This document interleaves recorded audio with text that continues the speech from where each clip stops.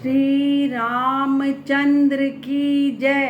अयोध्यापति रामचंद्र की जय। पवन सुत हनुमान की जय।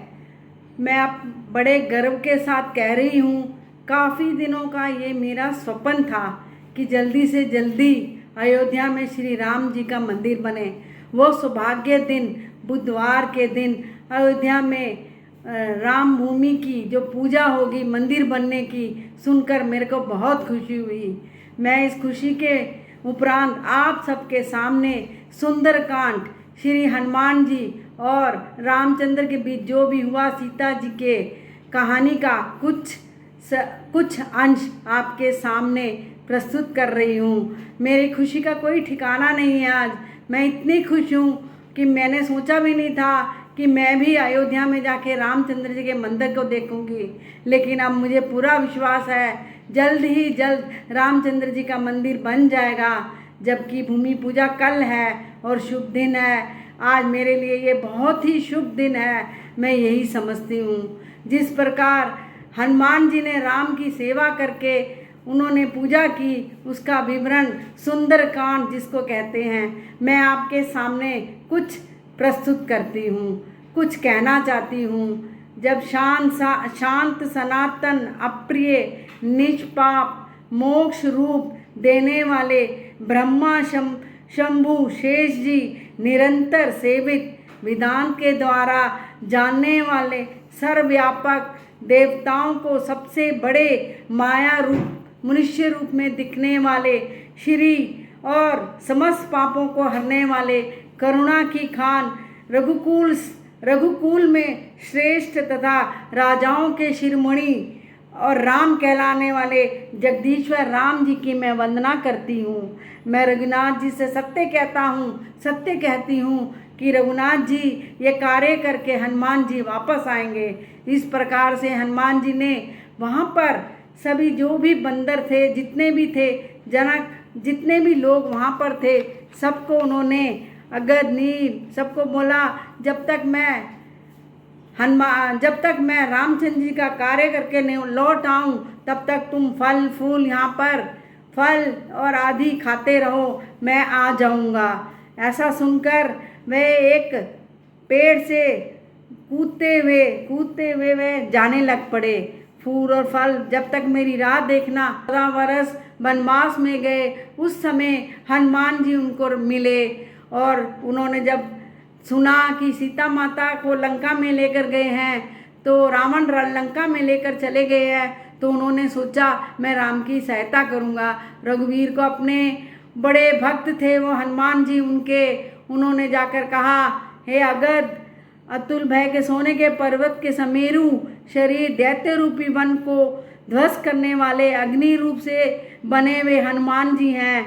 जब भगवान के सुंदर वचन सुनकर रघुकुल के जो भक्त हनुमान जी हृदय से बहुत ही भाए और बोले, तुम हे भाई लोग, तुम फल फूल आदि खाकर मेरी राह देखना, मैं जरूर ये कार्य सीता जी को देखकर लौट कर आता हूँ। ऐसे कहकर रघुनाथ जी के चरणों में मस्तक निवार कर वे चल पड़े।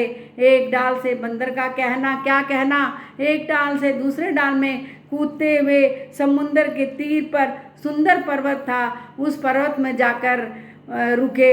तो पर्वत ने कहा, मैं तुम्हें थोड़ा आराम करने के लिए कहती हूँ। तो उन्होंने कहा, नहीं, मुझे पहले सीता जी को देखना है, रामचंद्र जी का कार्य करे बिना मुझे आराम कहाँ है। तब उन्होंने कहा, अच्छा। उसके बाद वह थोड़ी देर के बाद समुंदर लांघ कर लंका पहुँच गए। जैसे ही वो पैर रखते, पताल की तरह भूमि धंस जाती। इस प्रकार हनुमान जी ने हाथ से छू लिया, रामचंद्र को विश्राम कहाँ है, ऐसे कहकर वे चल पड़े। तब उन्हें एक देवताओं ने पवन पुत्र हनुमान जी को देखा। उनकी विशेष बल बुद्धि जानने के लिए सुरसा नामक सांप को उन्होंने भेजा रामचंद्र जी का ये मुझे तुम्हें खाने के लिए भेजा है।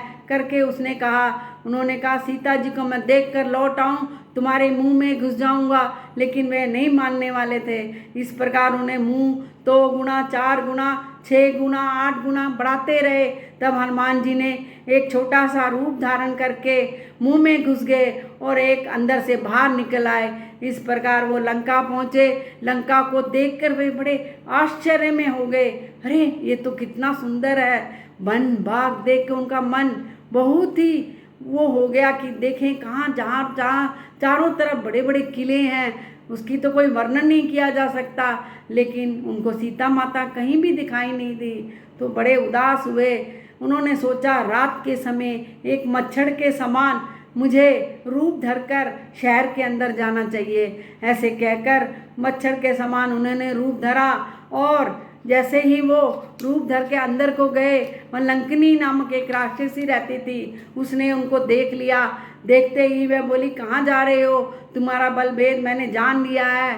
जैसे ही उन्होंने ऐसे कहा, पवन सुत ने एक लात मारी, जिससे वह खून की उल्टी करती हुई नीचे गिर पड़ी और जोर से बोली, मुझे बताया था जब रावण का नाश होगा तभी ऐसे कोई भक्त देवता आते हैं, इसी कारण से जल में गिरते हुए परछाई पकड़ती थी।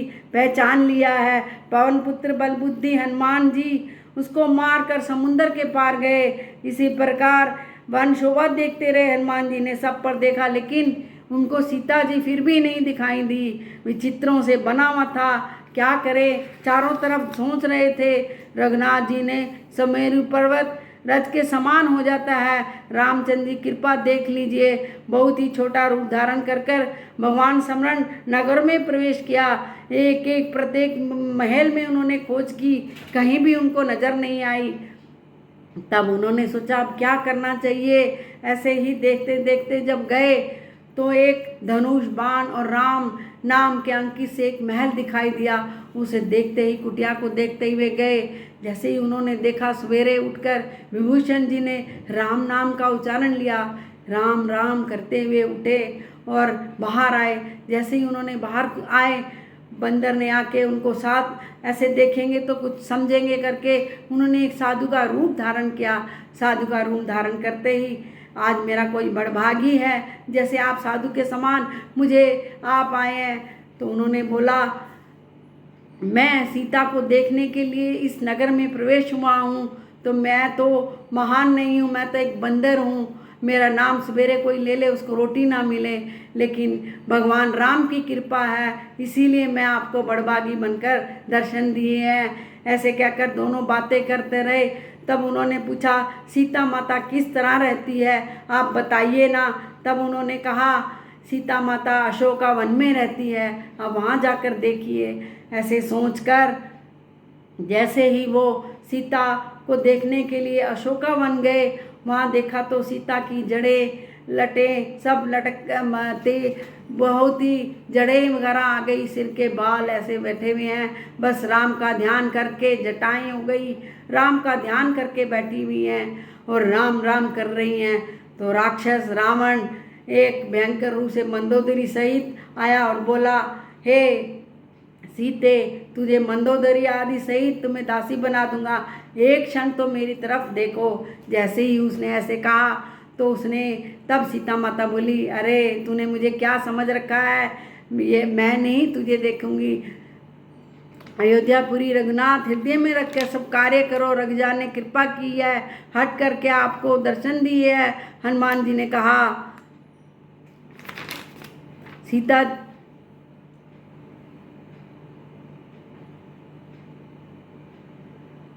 मैं तुम्हारी दासी बना दूंगा, तेरे पाप हे तुझे सोने में हर लाया है, तू मुझे सोने में हर लाया है।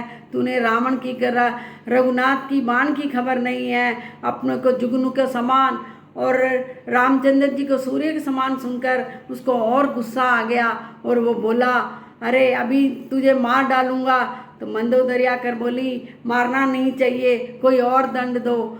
तब उसने जाके सब राक्षसों को बुलाकर कहा, इसको भयंकर भयंकर रूप दिखाओ, अगर ये 1 महीने में नहीं मानेगी तो मैं इसको मार डालूंगा। ऐसे कहकर रावण, तब सीता बोली, हे रावण, तेरी वे तलवार पड़ेगी या रामचंद्र जी के बाएं रामचंद्र जी का प्यार मेरे हाथ में होगा। इस प्रकार वह सीता के वचन सुनते ही अपने को शीतल तीर शीत धारा बहती है, तेरी धारा ठंडी हो, तेज हो। सीता जी कहती है, चंद्रहस्त तलवार रघुनाथ की बिगनी के विघन से अग्नि उत्पन्न, मेरी बड़ी भारी जलन की तू हर ले। हे तलवार शीतल तीव्र श्रेष्ठ धारा बहती है, अर्थात तेरी धारा बस ठंडी तेज है, मेरे दुख की बोझ की दूर कर ले। सीता जी के वचन सुनते ही वह और गुस्से में आ गया। इस प्रकार कहकर चला गया। त्रिशिरा नाम की एक राक्षसी रहती थी, उसने जाकर कहा, हे तू माँ के समान है, हे मुझे आग लगा के मेरी चिता जला दे।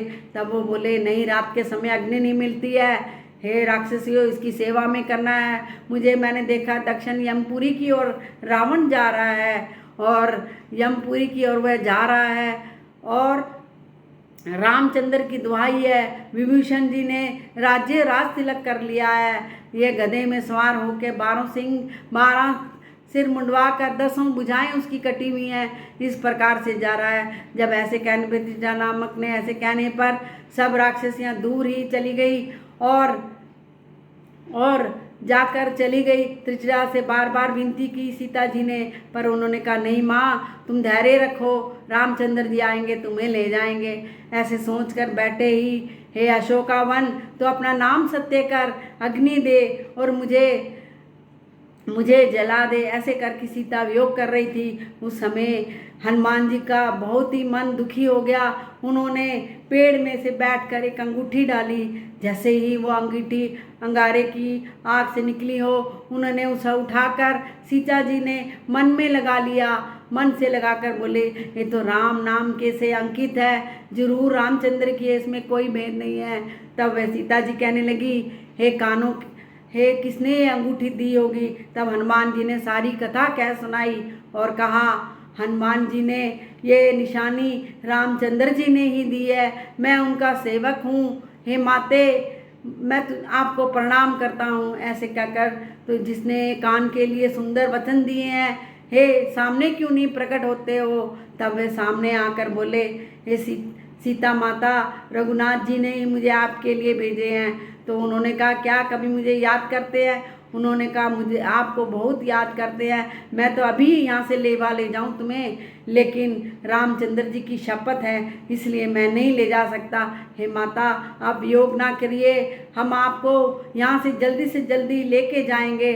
तब सीता जी बोले, तुम तो नन्हे नन्हे बंदर हो, छोटे छोटे हो, कैसे करोगे। तो हनुमान जी ने अपना शरीर मेरु पर्वत के समान बड़ा आकार दिखाकर बोले, देखो, अरे तुम ये कार्य से सिद्ध होंगे, तुम अजर बुढ़ापे से रही तो रामचंद्र तुम्हारी रक्षा करे एवं वस्तु। ऐसे कहकर कहते कहते उनके पवन सूत्र हनुमान के आंखों में आंसू हो गए और नीचे गिर पड़े और कहने लगे, माता मेरी रक्षा करो, रक्षा करो। जैसे ही उन्होंने देखा फल फूल के पेड़ हैं, तो उन्होंने कहा, मुझे भूख लगी है, अरे यहाँ के तो राक्षस बहुत ही बलवान हैं, तुम्हें मार डालेंगे, इसलिए तुम ध्यान से जाओ। रघुकुल राम की जिनके भक्तों उन्हें कभी कोई विपत्ति हो सकती है माँ। तब वो बोले, सीता माता बोली, हाँ, रघुकुल राम के अपने चरणों में मन में रखकर तुम जाकर मीठे फल खाओ। जैसे ही वो बाग में घुसे और जोर जोर से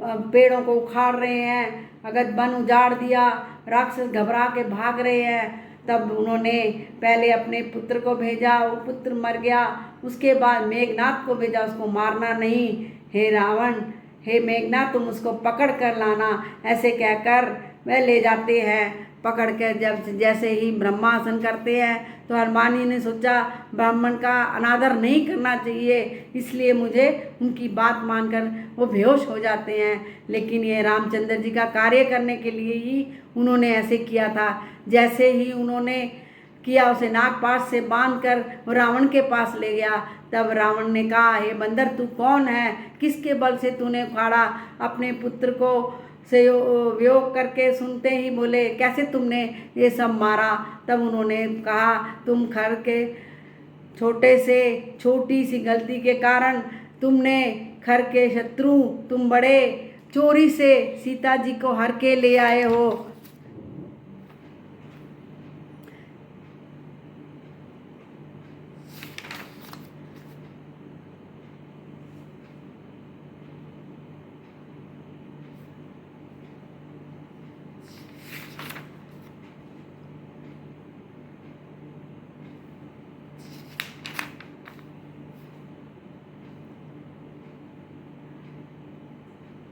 फिर किस अपराध से राक्षसों को मारा? अक्षय कुमार को मारने के बाद किस कारण तुमने मारा?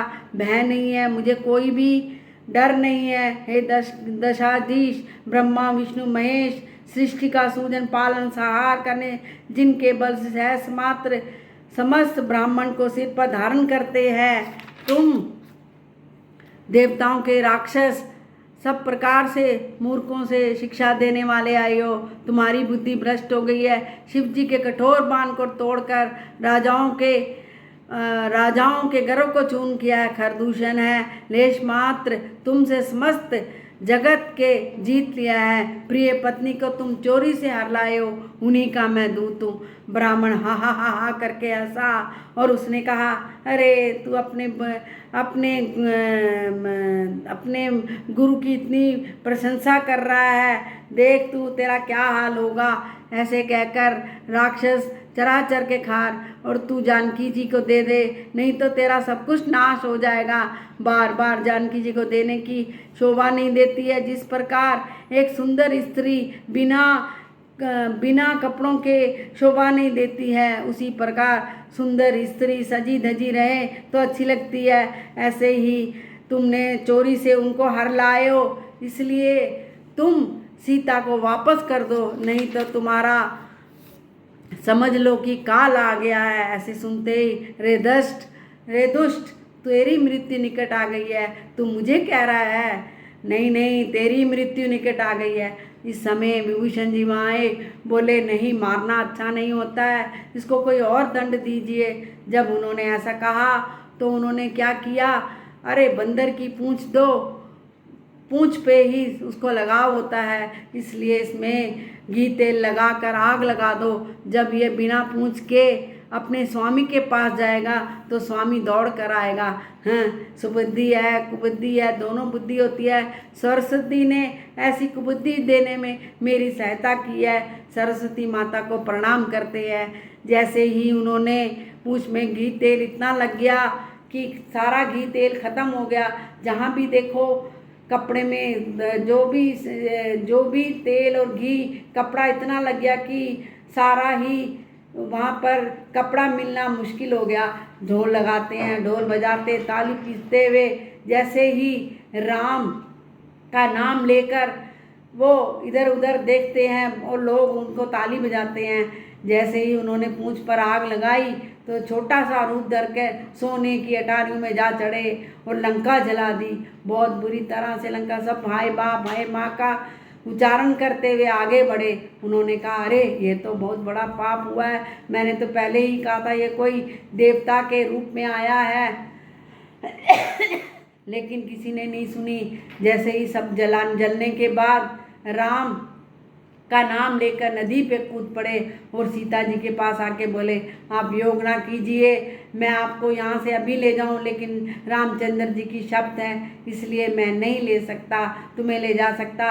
हम वानर सेना सहित यहाँ आकर आपको ले जाएंगे। ऐसा कहकर आप अपनी कोई निशानी दीजिए। जब चूड़ामणि उतार कर देती है और कहती है, भाई के चरण पकड़ के कहना, राम जी को कहना कि मैं 1 महीने में नहीं आए तो गुजर जाऊंगी। इस प्रकार कहते ही मेरे को नहीं देख पाएंगे।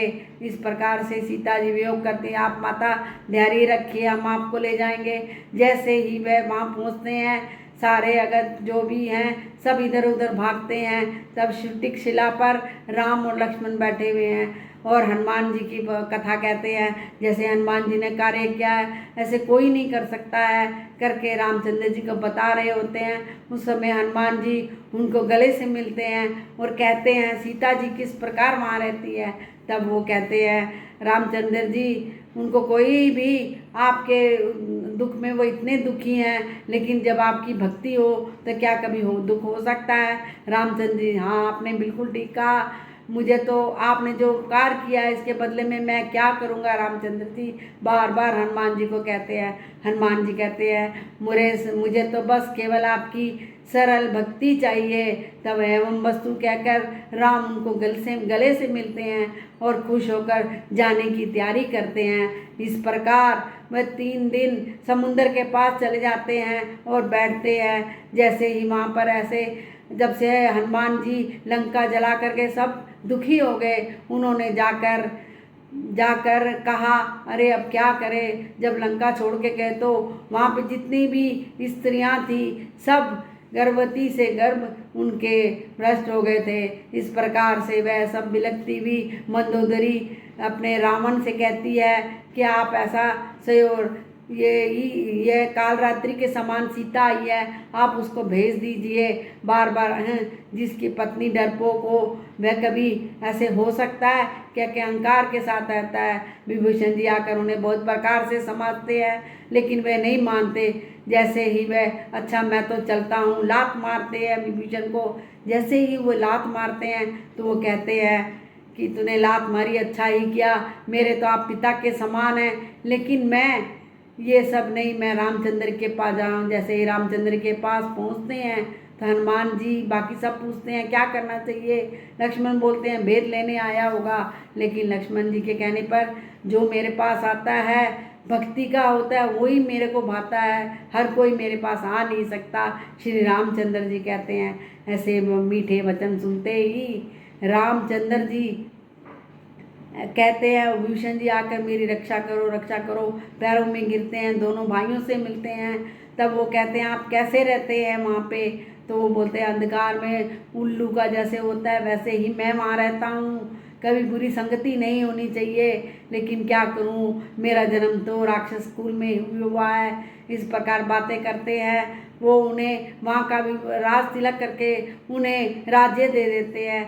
10 सिरों की बलि देने पर रावण ने दी थी, वह एक क्षण में उन्होंने विभीषण को दे दी। इस प्रकार कहते हैं इधर हम लंका से कैसे जाएं, तो उन्होंने कहा, विभीषण ने कहा कि पहले तो हमें समुद्र से प्रार्थना करनी चाहिए। तो लक्ष्मण जी बोले नहीं नहीं, प्रार्थना तो नहीं करनी चाहिए, प्रार्थना तो ऐसे लोग ही करते हैं, हम नहीं कर सकते, आप जल्दी से सौंखिए और जल्दी से तीर चलाइए, हम पार करेंगे। नहीं नहीं, तुम जरा ध्यान रखो, थोड़े शांत हो जाओ करके रामचंद्र जी लक्ष्मण जी को कहते हैं। जैसे ही वह इस तरह 3 दिन बीत जाते हैं, लेकिन वहाँ पर रावण भेजता है अपने दूतों को, और जैसे ही उनको पता लगता है कि लक्ष्मण को पता लगता है कि ये भेद देने के आए हैं, तो उनको मारते हैं। तो वो कहते हैं रामचंद्र जी की सौगंध अगर किसी ने हमें मारा। तब रामचंद्र जी कहकर लक्ष्मण जी एक चिट्ठी देते हैं, सीता जी के देकर भलाई कर, नहीं तो तेरा सर्वनाश हो जाएगा।